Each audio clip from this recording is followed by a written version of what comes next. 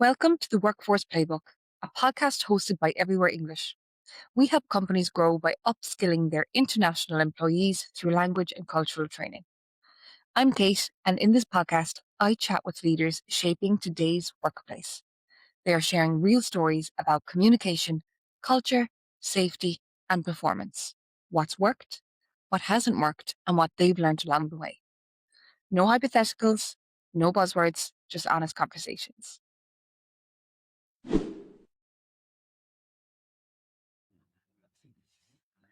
Hi, I'm Kate, and today we are joined by Stephanie Voss from Germany, who has more than 25 years' experience in the learning and development space. She spent a lot of time at different companies. And Stephanie, I'm going to let you introduce yourself a little bit and tell us about your role or your most important roles in the learning and development space. Thank you very much to introduce me, Kate. So my most important role was at Daiichi Sankyo, I assume so, because I had the possibility to build up a training department or learning and development department from scratch for whole Europe with all the different nations. And I really love this because it's so amazing what you can learn from different cultures and different types of people. And in this role, I could develop an own conversational approach, which led me as well to publish a book, Springer Gabler, about this communication approach, and as well to build in a completely new infrastructure of learning, which means a blended learning approach, which starts always with a kickoff where you go into the details, what you want to learn, and build a peer group, then a virtual training part where you are self-paced and take ownership for your learning, and at the end, a practical final face-to-face workshop where you learn. And it was a really interesting time to work with all these different people who are not native English speaker or native English speaker as well. And this mixture makes it really brilliant and interesting. And you very quickly skipped past the part that you have published a book. Actually, for those who don't know, Stephanie has actually published two books, two scientific books. You can tell us a little bit about those two books, Stephanie, for us, please. Oh, thank you very much. So the first book is about the communication approach, which means that when we listen more to others, when we are more aware what others are thinking and what their thinking patterns, their motivation, and understand how they came to results and conclusions, we can work better with each other. We can bring in a new way of thinking, and we can develop new things and be more innovative, right? And this means not to deliver only data when you are in a selling position or when you are in the leadership position. It's more to understand first and through questioning, leading the person to a common goal. So really find a common goal, find things where you have really both a win possibility and not to overwhelm a person. To persuade a person, it's more really to create together things. This is the first book. So going away from a conversation which feels like a march, more to a conversation which feels like a dance, in the rhythm you find together. And the other book is about big group methodology, how to make big group conferences in an interactive, very engaging happening or possibility to learn together and to create new things. And both are aligned on the same attitudes, which means listening, curious, and going in with an open mind. So very important is as well mindfulness, which brings me again to our topic today, how to work with people who are not native speakers. You need to be mindful. You need to be in the moment. You need to be there during the conversation and not thinking on the past or on the future. And this is, I think, a common thread in my life to try. I'm not perfect in this, but to try to be in the moment. No, I completely agree. And that's a lovely, lovely theory or tip that everybody should take away today, is that you need to be present. We should be present 99% of the time, but obviously in this world, it's very difficult. But especially when you're training or learning with people who English isn't their first language, it is very important to be in that moment and not thinking of the next thing or what happened before. So I love that. I love that. That's really nice, Stephanie, and I completely agree. I couldn't agree with you more. And you mentioned there you spent about 4 years in Daiichi Sankyo Europe, which is a pharmaceutical company with the European headquarters based in Germany. So for any HR leaders or learning and development leaders listening to this podcast, tell us a practical day. You know, what was your day to day? What did a good day look like for you in this company when you were heading, I don't know how many employees, I assume loads, but tell us Yeah. what a good day looked like for you. A good day is for me always when I have a conversation with a lot of stakeholders, when I try to understand what they want to achieve, what their purpose is, and what their sense is, and how I can support them. Because only when I'm close to the strategy, when I'm close to the people, when I'm close to their needs, to their wishes in business, right? Then I can support them. And when I find then a good methodology or good concept to support even this needs, it was a brilliant day. And on the other hand, I really love as well to be operative and do a training by myself. And the best moment is when a person who is in front of you, a participant, who have the light bulb moment, when you see in the eyes, oh, that something is now understood, or Yeah, that they are very it proud clicked. because they tried something Yeah, new. Yeah. yeah, When there was when there was this, it's only a second, but when you see it in the eyes, they're glooming, and then they yeah. are really happy and proud what they have done. Or and this really, really thrills me because it's such a wonderful moment. Absolutely, absolutely. And when you spoke about staying close to your team, and you think that that's what makes a good learning and development environment or a good leader is staying close to your team. Practically, how did you do this? Was this one-to-one meetings with all the team? Was this listening, observing? What were the practical steps you took to stay close to the employees? This is a wonderful question. I really like, because there are a lot of steps possible, and there's not a secret concept, right? Mhm. I think it's again the moment that you take time, that you really are in the moment, that you Mhm. really try to understand the others, that you don't judge, that you are there with an open mind. Even in team meetings, Yeah, when there's a raising another idea, you're not saying, "Oh no, it's not a good idea." yeah, yeah, yeah. You're supporting them, supporting Yeah, their open. supporting them, and to be really there with open ears, with open heart. I think the most important thing is to be there with an open heart, and to understand that none is better than the other. Everybody is same, and or needs to have the same respect, needs to have the same acceptance, right? And what for me it's important to appreciate the people, not to recognize. It's also important to recognize it, right? To recognize what they have done. Yeah, It's more to see the value in each person, in each character, and take the time. Um, don't judge. Ask more. This is very yeah, important. And the most important thing, which is the most difficult thing for me, is to be patient, yeah, yeah. to be really patient and waiting. And don't think that you have the best answer. The best answer is for you, the best answer, but only for you. It's not I for love the it. others. I love it. It's so true. It's so true. And you're so right. You are so right there. We think as experts, or because we've been in the industry so long, that we know the best, but we don't. We don't. Even when I'm over 20 years in Mhm. the 25 years, to be honest, in the learning and development area, I learn always, Yeah, always in each training from my participants yeah, or from others. And I'm also going to other people who are in the learning development area, or going to trainings from the content. I could do the training by myself, yeah, but I always learn how they deliver the training, how they are.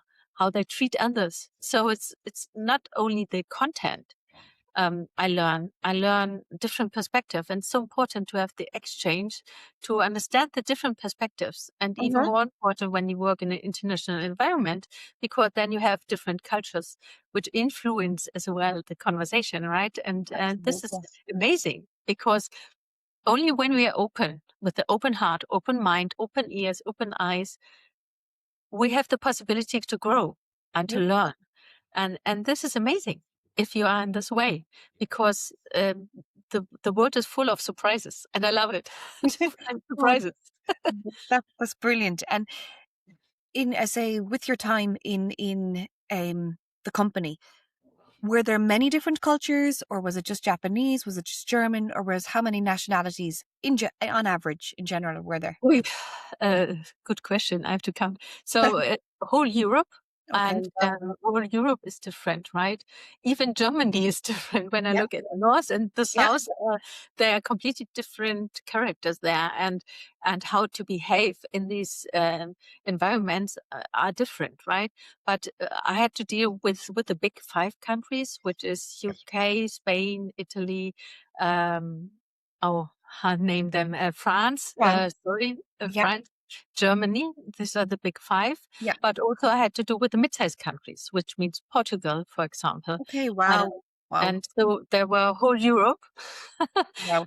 I have to work with. And this makes it so interesting. Each day were completely interesting and different. It was never ever the same. It depends which cultures came together, which personalities, which hierarchical level. Even Yep. in the hierarchical level, they behave differently. So I had the feeling in France, for example, it's more hierarchically than in the Nordics, right? In the Yeah. Nordics, it's more cooperative. Yeah. So you have to treat them differently. And when I do a training only for one country or for the others, I have to behave in a different way. You have to Um, understand. We always say this at Everywhere English is people think about language as just translation when it's really much more than that. You know, it's history, it's culture altogether, and understanding that, not just the physical vocabulary. You know, I there's so much completely more. agree. Yeah.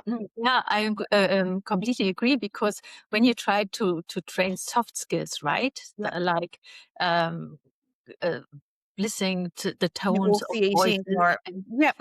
yeah, you only can do it in your native language, because it's difficult to do this in a foreign language. Yeah. It's more difficult because how you build the sentence makes a different feeling of the Yeah. people, even when the content is completely the same.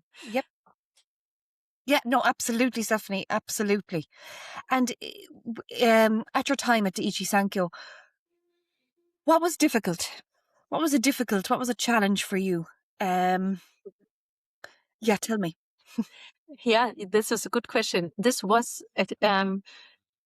I mentioned before. When you have to train on soft skills, when you have to Okay. train on the conversational way, how you lead a conversation, it's really difficult for not native speaking English people to really get the nuances,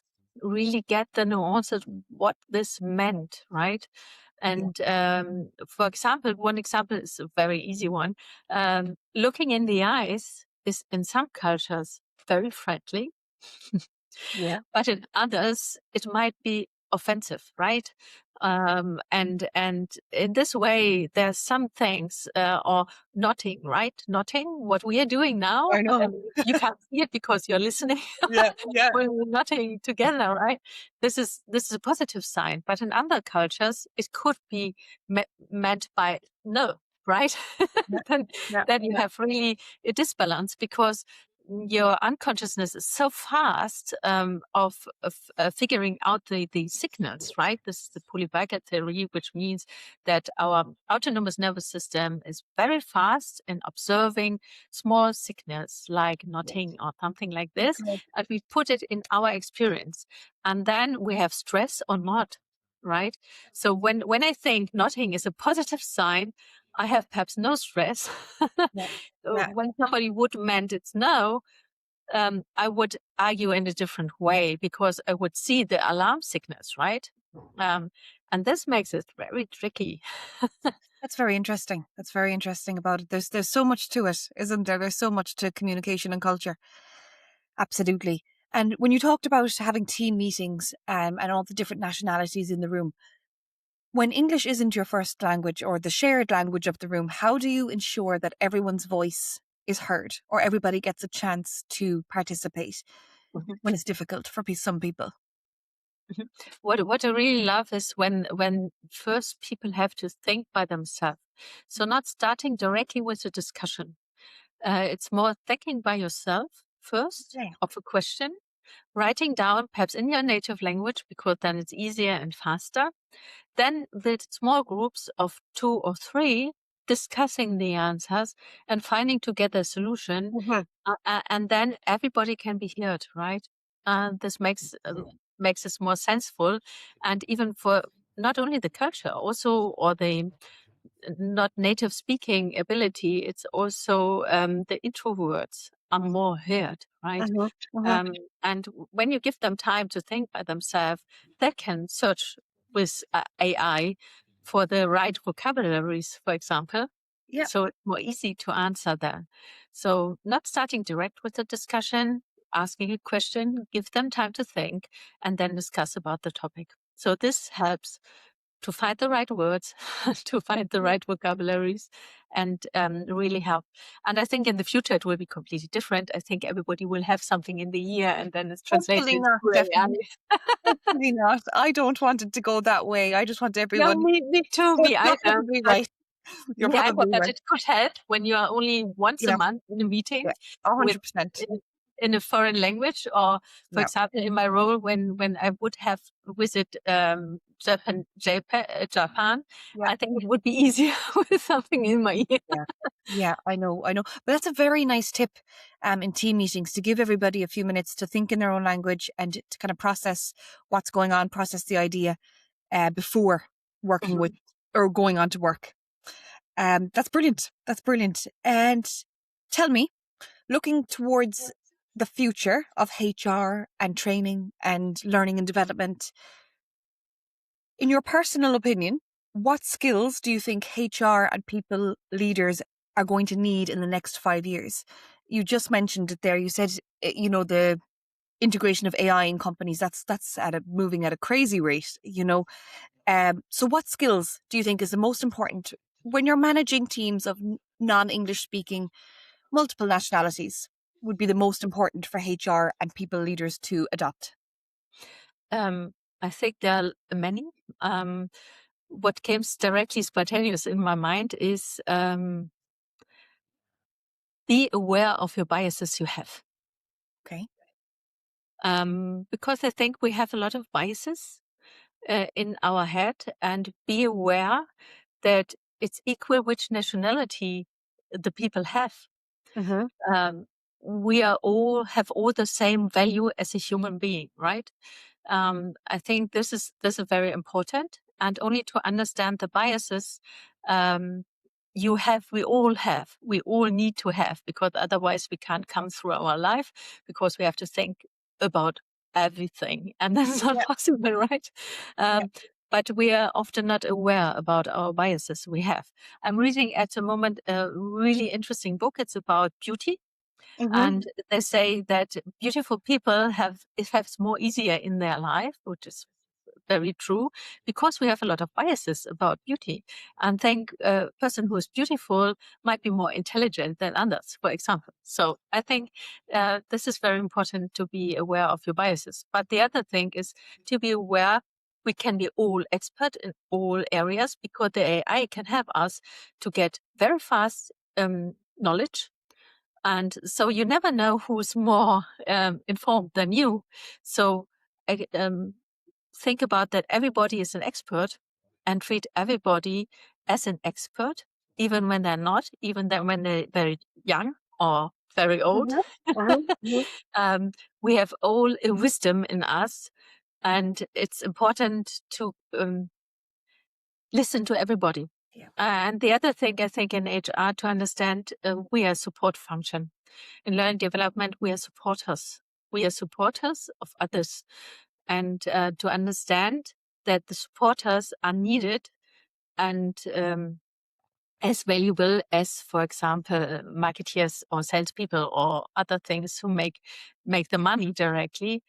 But we need to understand that we need to deliver a learning environment where everybody can learn what they need at the moment. We need to have a flexible environment. We need to be more flexible and more consultative in the way to support a good learning environment. Really to make it happen that you have two partners, the human partner from HR side, but as well the artificial intelligence, which can help to learn and can track the process and can give you some hints where to develop more or where to go into more, and to build really an AI-driven learning environment which is adaptive to the individual. I think this is very important, and to understand that we are the networker. We are the supporter, the networker, and we need to have patience. We need to be, and again, my lovely topic, be in the moment. Yeah, no, I thought Present. like AI has advanced and it's amazing what it can do, but I'm pretty sure it can't help you to be aware of your own bias No. yet. Yeah, you So need, and you you need need the that human element. You right? need that human partner. You need the HR leaders. You need the people leaders with the help of AI. Mhm. Absolutely. And that Yeah. hybrid environment is what I think will work in most companies, or what is working across most companies. And I'm going to ask you another question here, Stephanie, as well. If you could, Can I add to the previous question? absolutely, This would be absolutely. great, Yeah. because what came into my mind and what AI can't do is the emotional intelligence and the empathy. And I think we need to show as human being more of feeling in a business, because showing feeling and emotion in a business is often neglected in a Mm-hmm. business. And I think what would be very, very important to show more the soft side of us, of the human being, and to show more empathy and more emotional intelligence. I think this is really, really crucial and helps us to make the difference between AI, what can AI deliver, and these are patterns and algorithms, and we can deliver as human being emotions and empathy. And I think this should be more normal in the business. I love that, Stephanie. I really love that. That is, it's so true. It's so true. If you could change something across all your experience and all the different companies you've worked at, if you could change something about, maybe you kind of answered this already, but what would you change about how companies approach communication? What would you like to see more of in companies and when it comes to learning and development? Really embracing diversity, Yeah. Okay. really embracing it, and really embracing um, discussions, Mhm. open, honest discussions, and different perspective. I think this would be great. And what would be also great is to accept that all people are different Yeah. Yeah. and can bring in different perspective. Yeah. And as well that I had the feeling sometimes that there's still a bias and a difference between men opinion and women opinions Yeah. in a Oh my God. meeting. Absolutely. Absolutely. Yeah. Yeah. And companies now are only becoming more international as the years go on, and so we have to really really think about how we approach communication in companies and do the best for all the employees as HR and learning and development leaders. Okay, Stephanie, this is a question that we ask everybody at the end of the podcast, so I'm just going to ask you this one. What advice would you give to a HR leader now who is managing a multilingual or a diverse team, who's feeling overwhelmed with the job, or who's feeling this is hard, this is difficult? What advice would you give right now? Difficult question. I know, I know, I know. um, I think the advice I would give is see the surprises in all conversations. Be curious, about the difference and have an open mind. And be nice to yourself, because mistakes can happen, will happen, are human, and embrace the mistakes you can make, because from them you can learn, and they're the best learning basis. Be realistic, but optimistic. I think this is important.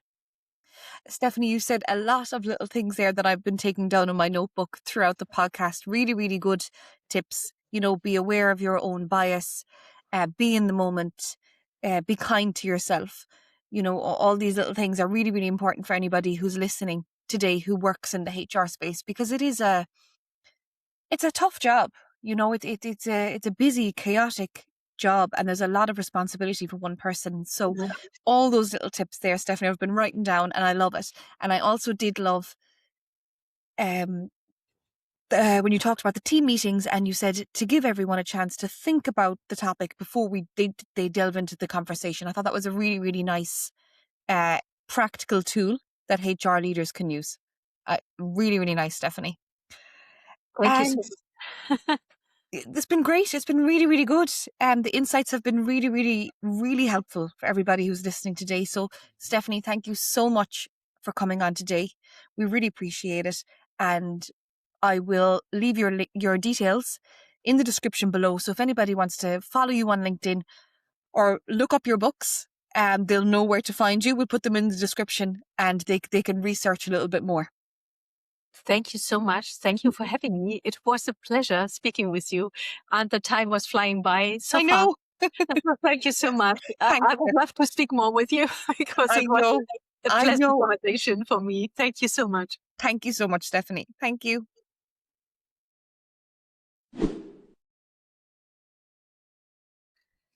That brings us to the end of this episode.